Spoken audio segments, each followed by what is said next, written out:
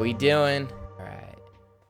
What is going on, everyone? My name's Hunter with Spotlight Productions. I am here with. Hi, my name is Joelle Cipriati. I am a professional mixed media artist and bodybuilder.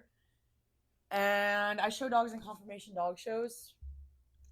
That's my three what's it called? My three autistic character traits. My big three, Your that's big my big three. I Art, like it. dogs, Okay. lifting. Thank you. And confident too. All right. I've looked at your art a lot. Tell me what kind of started you on this journey. Why painting? All right, why painting? So I started off with drawing in like fifth grade. I remember specifically I was outside, like literally tracing George Washington's face through the back of the paper, like tracing it. That's where I got it started, tracing. So I started just because like I liked art, I liked drawing, and from fifth grade to like high school, so like those 4 years, 3 years of middle school was like me just taking art class because I liked art class and I wanted to be the little best artist in the grade. But then when I hit high school, I did the ninth grade class, right? And my teacher was Mr. Colson, and he was like teaching us college level stuff in high school, which was beautiful to like have as a student, you know, a teacher teaching you above your grade levels. So then I moved into photography, which taught me where I can find myself and my voice. But it still wasn't enough for me because the photorealism, it's like I really want to paint photorealism, but it's also like if you're gonna do photorealism, you might as well take a picture. So then when I graduated and I only had paint, and it was COVID time, I finally took off and was like, all right, I'm a paint. Shoot, we got this boy right here. This was like the piece that started it all. I realized that I wanted to create art because I wanted to express my feelings that I couldn't express to other people through words. And I want to help other people get emotionally intact or in touch with themselves, you know? So that's what really was like the start of it all was like 2020, me realizing like, oh, I've been doing art for like 10 years. Let me actually create more. And you know, so I spent like a year and a half just playing around with mediums and experimenting with my style. So like a lot of my pieces are like literally a range of mixed media because I feel so fluid. I can't just settle on one thing. But yeah, in like 2020, I sat down and was like, all right, what do I want my art to be? And I want it to be emotional, and I want people to be able to understand what it's about without even me needing to explain it in a way. And I want it to unlock some type of deep, like, repressed emotion within someone else that makes them realize that they're like one, not alone, or two, that they have to face this feeling. So like literally bring out other people's shadows. And all my art brought out people's shadows so much that someone finally told me that I needed to like lighten it up a bit so I'd be able to reach into another genre, pull them in, and then have them realize that it gets darker, you know? So it's like a little baiting them with the light and froofy art. And now behind me you can see I kind of made some scary pretty stuff. So, in looking through your art, I saw a lot of Dada-ish styling and an almost Rorschach-like mentality to your art. Go ahead and explain what your influences are. How would you explain your style of art? I think just bringing up Dadaism and Rorschach's photos is the perfect way to describe where my art is right now. Um, so I finally basically embraced abstracts, and like I said, I have that fluid style. I feel like I can only usually create in one sitting, or else I'll get bored of the piece. So like my photorealistic pieces, they pretty much bore me now, just because it's like such intense focusing that I have to do all the time, and my brain doesn't want to work like that. I don't want to have to work like that. And everyone's like, "Oh, but Joe, photorealism, like you'll make so much money." Honey, I know, but that does not bring me happiness. I'm like all about screaming at the top of my lungs, doing in art what makes you the most happy. And this style of whatever I've created, I feel like I made my own genre of like abstract. It's like I want you to feel that I want you to feel the emotion, feel the colors, and feel the chaos that's like one living inside of me, but two also living in all of us. Like one of the things that I have wanted to make a I always want people to like resonate with my art in a way just to make me feel less alone. I realize, but it's also like I want them to feel less alone. But using this technique that I found is like I'm now finding the people who actually have the same type of brain waves as me almost, or like truly resonate like emotionally like that. Like those people that can feel deeply, I can find because they're feeling these deeply. And like that's how like I feel like I'm all over the place right now trying to describe this. No, you're The killing it. Rorschachness, you know, the Rorschachness. I Hmm. want people to be able to see their own versions of what I'm seeing, you know? Because like my symbolism isn't going to come through in somebody else's. And my piece, the way I see my pieces, people aren't going to see the same way I see. And I'm never going to see it the same way that they see it. So truly, it's like through everyone's perspective, all the pieces are different. And oh, I like to call this art subconscious expressionism because when I'm creating it, I'm not thinking. I make these in like 10 minutes. Like 10 minutes I give into these pieces, maybe 30.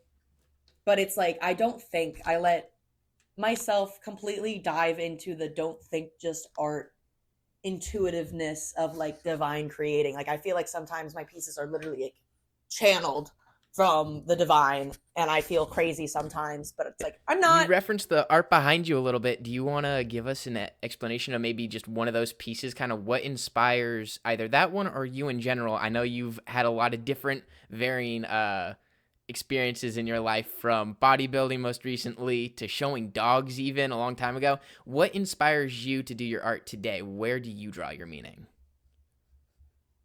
Self-love for myself or love for myself. Like at this point I recognize art is like my truest passion. And it's like, yes, the dogs were there. That taught me so much servitude and compassion for other people and whatnot.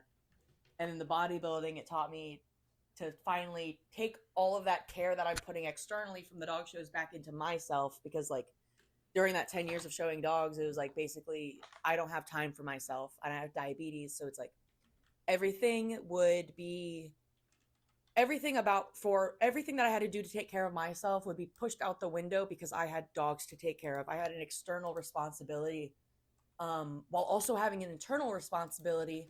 But nevertheless, I'm one of those people that came in here as like ready to give. Like I'm a giver at heart. Like I will give all of my love to somebody and neglect myself.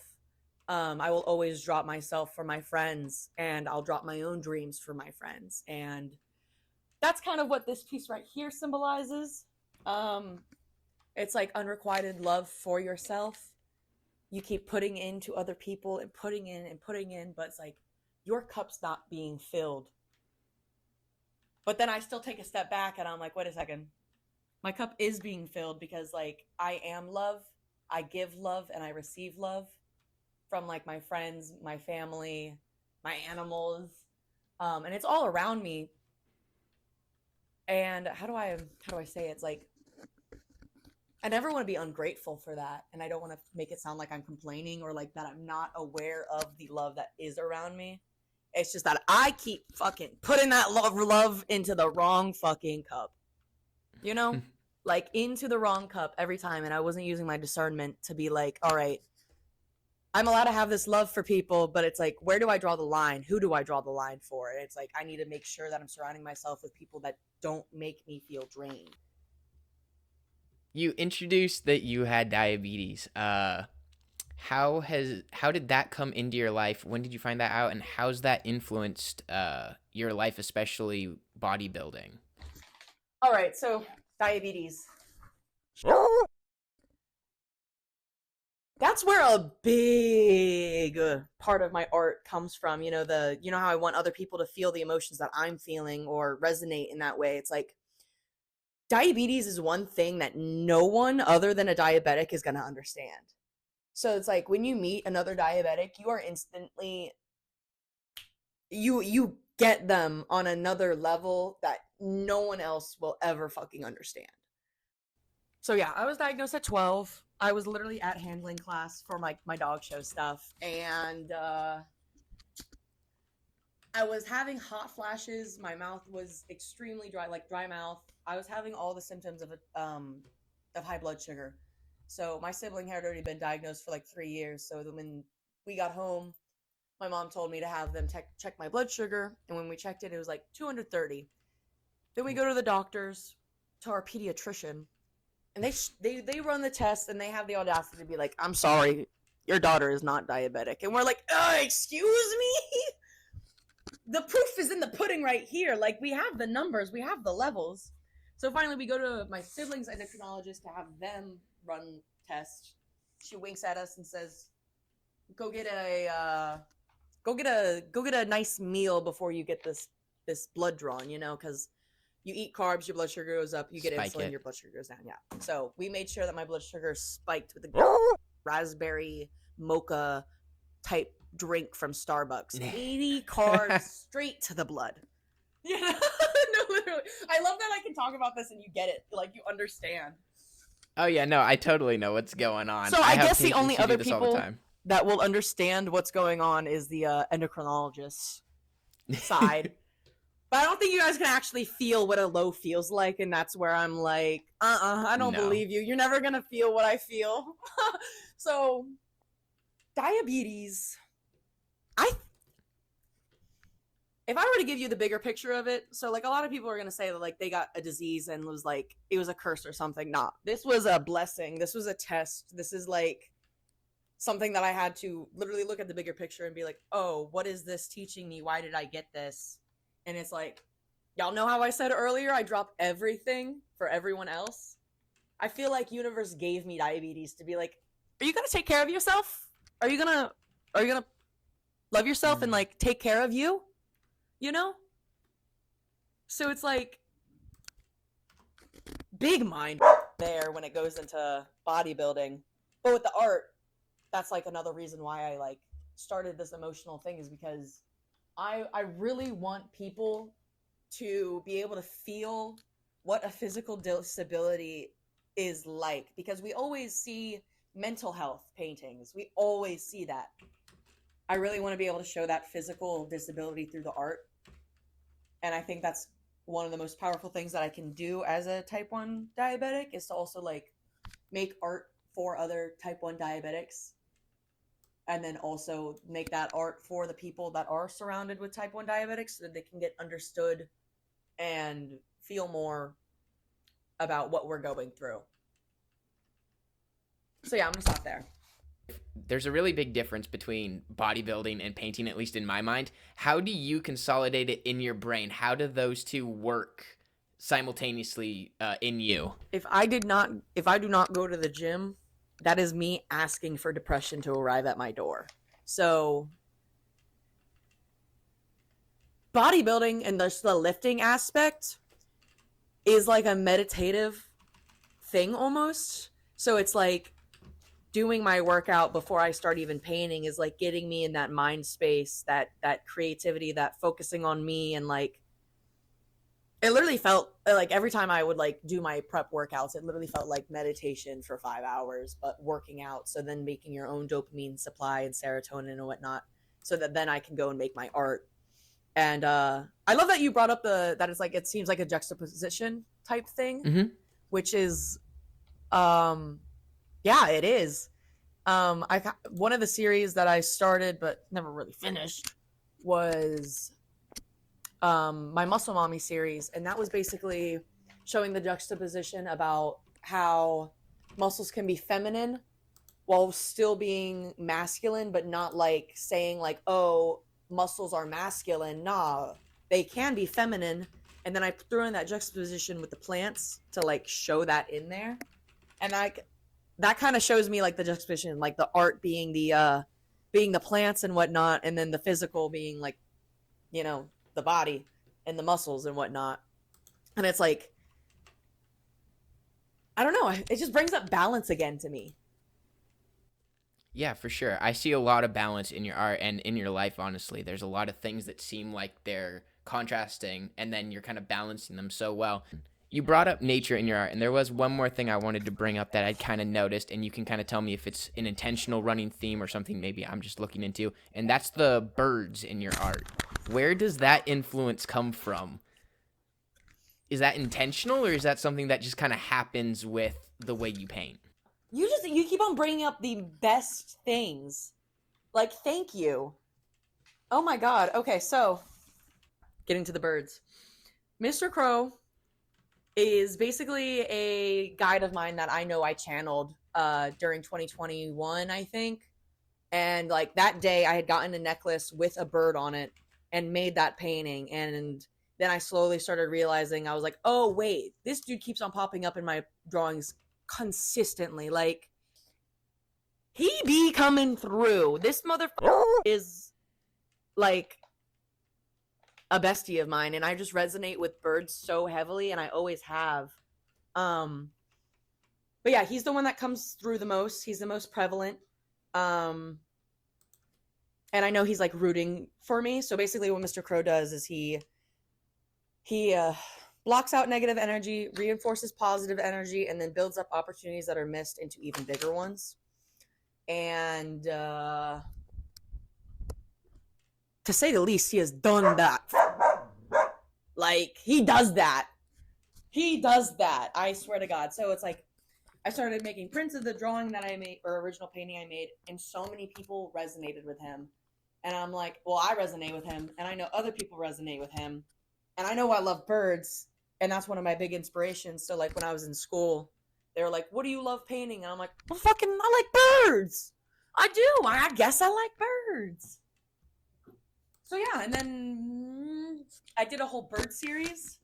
And some of them, like one of them called Knowledge Seeker, literally is like Mr. Crow's coming through in that. You can feel which ones are him type shit.